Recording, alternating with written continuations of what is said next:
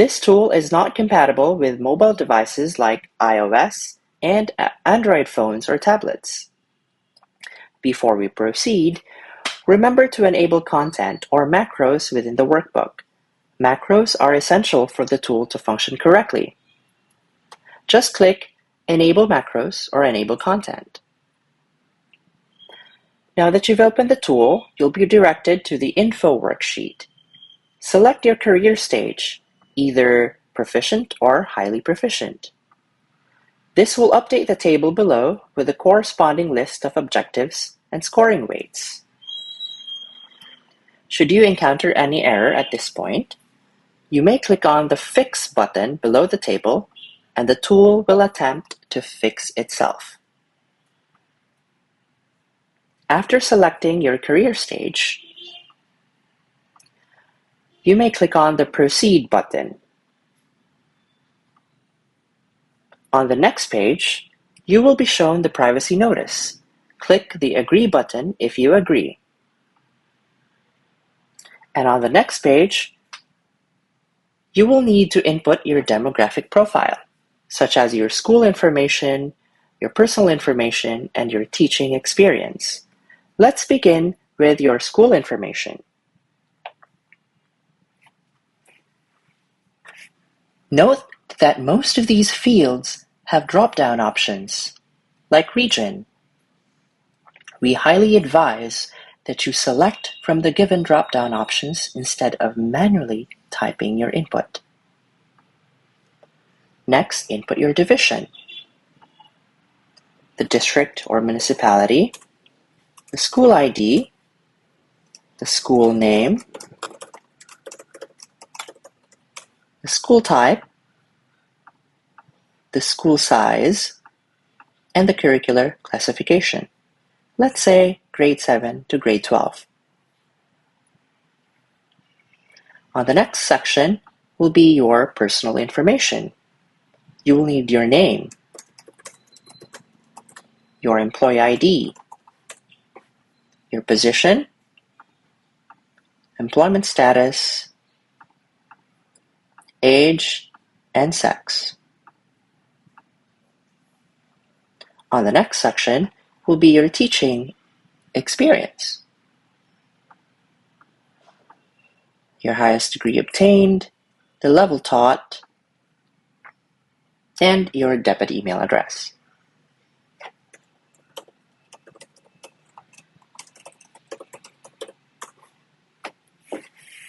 And below that, you need to tick all the boxes that apply for grade levels taught, areas of specialization, and subjects taught. Again, if you encounter any errors at this point, you may again click on the Fix button just below so the tool can attempt to fix itself. If you have completed the input, you may click Next.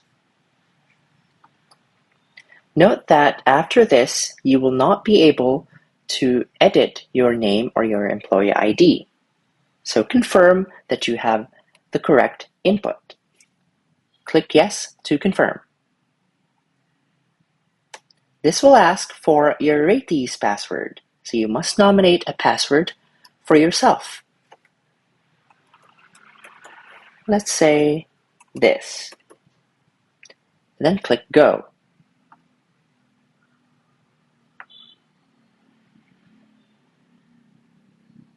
All right, we wait for the tool to process.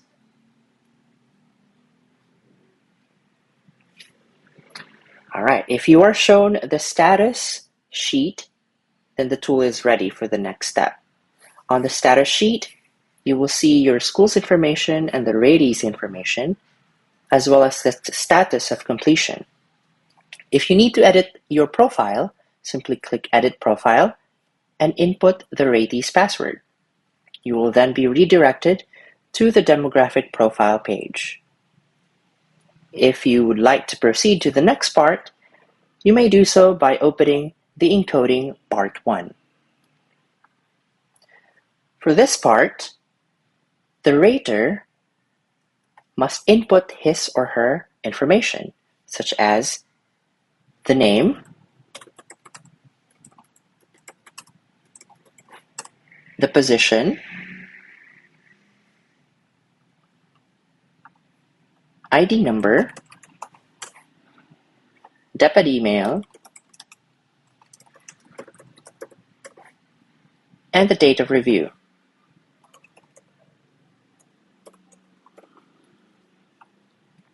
To begin encoding ratings, the rater must first select a subject in COT1.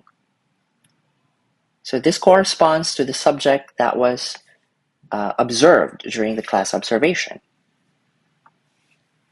After selecting a subject, the ratings column will now be enabled and you may start inputting your ratings. And then at the bottom, provide the date observed,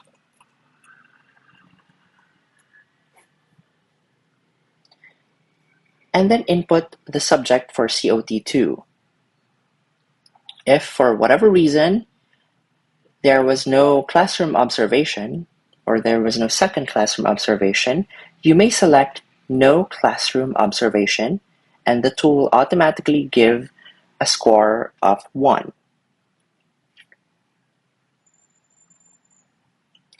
Now on the next columns, you need to input the quality, efficiency, and timely ratings. All right, let's complete this.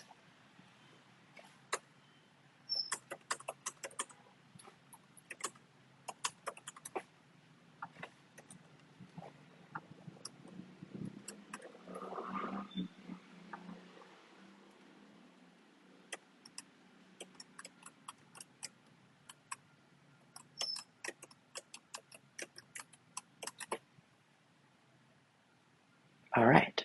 Then at the bottom, you need to provide the name of the approving authority.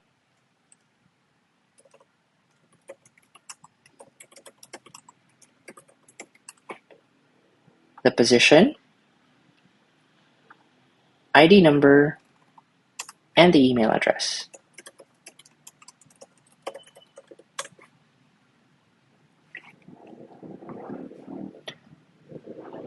Once all details are inputted, you may click Finalize Part 1.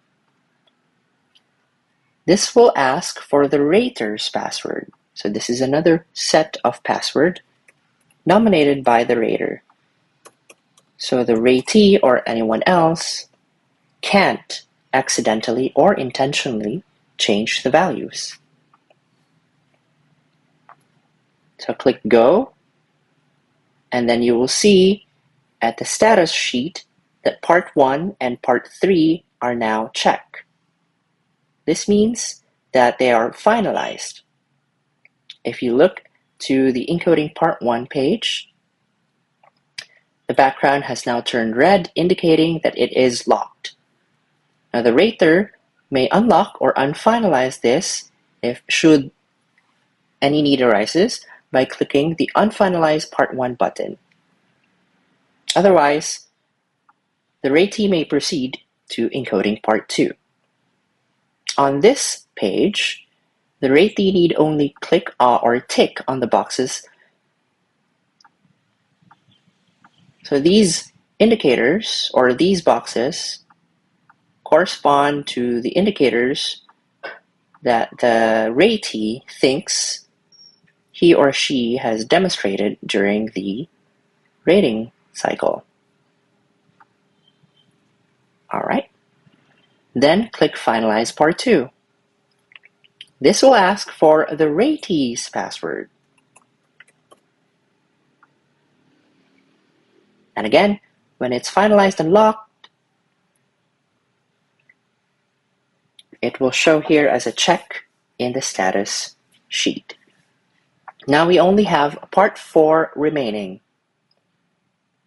If you navigate to Part 4, you will see the template for the development plans. Here, the strengths and the development needs have already been sorted or prioritized based on the scores that was derived from part 2 and part 1.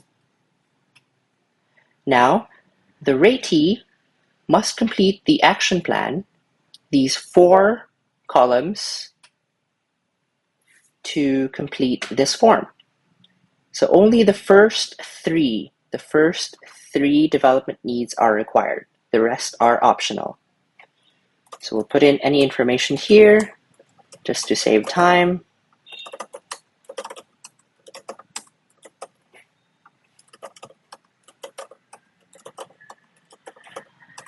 As well as here at the core behavioral competencies.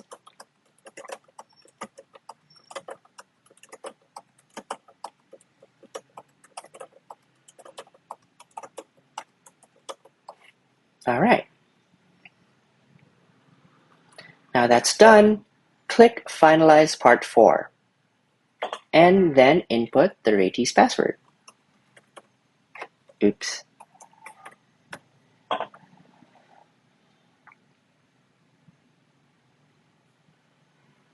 All right, the background has turned red. That means it's locked. All right. Now that you've finished inputting or encoding your data, you may now print the different parts of your IPCRF. Now note that only parts 1, 2, 3, and 4, or only these sheets, should be printed. No need to print encoding part 1 or encoding part 2. Parts 1, 2, 3, and 4 are the only sheets that were formatted for printing. So if you look at this sheet, you will see that your input have already been formatted into the correct template.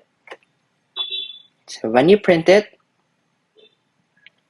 you'll see that it's formatted for printing on an A4 paper.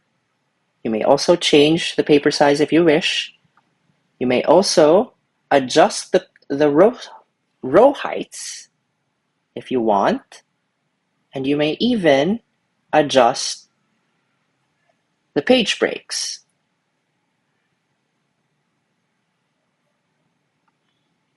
But there's no need for that right now.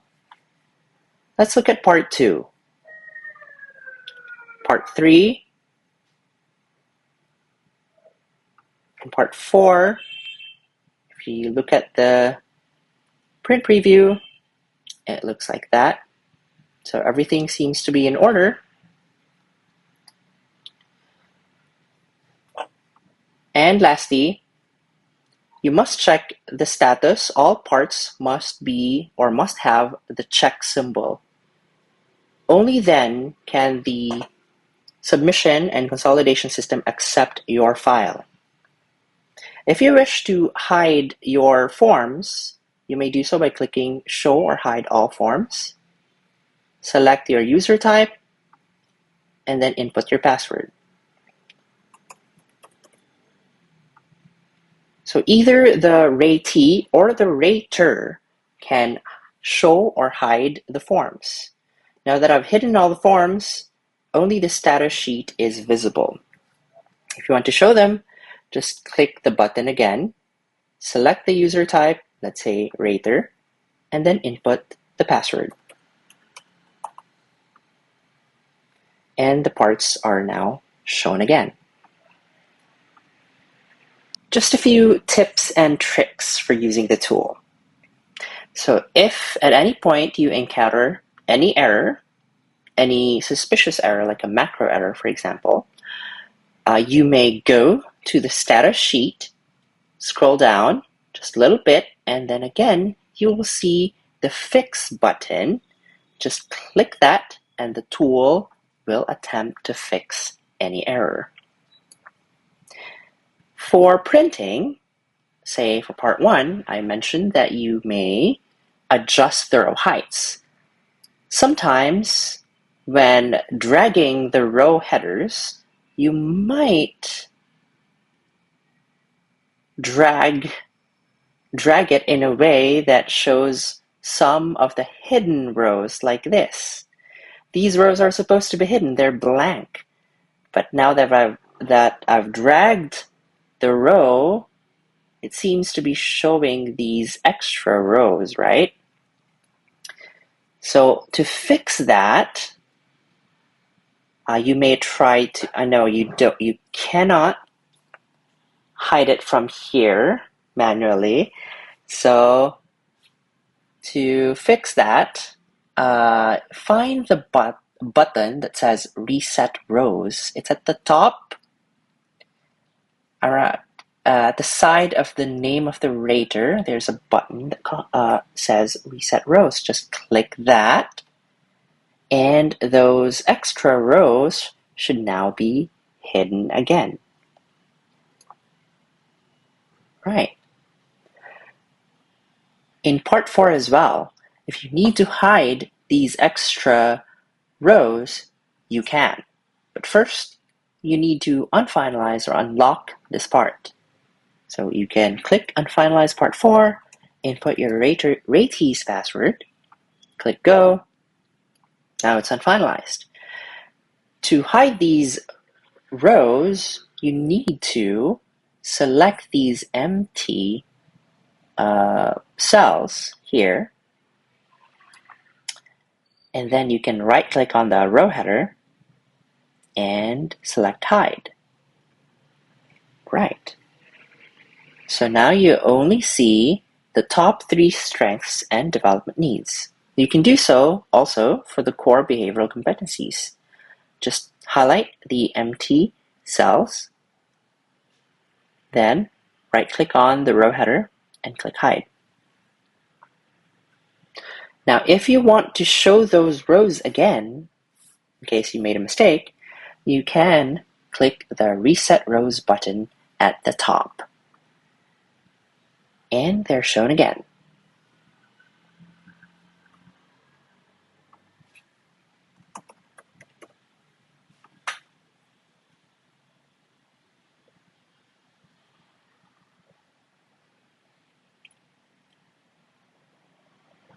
So congratulations to us. We have now successfully completed all the parts in the electronic EIPCRF tool version 4.2. Now the tool is ready for submission and consolidation.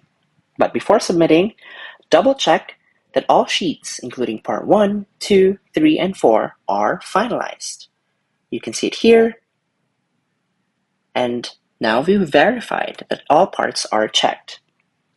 Once everything is in order, proceed with the submission process. Submit your finalized EIPCRF form to the appropriate authority for consolidation and further processing. Thank you for watching, and we hope this tutorial has been helpful. Have a fantastic day!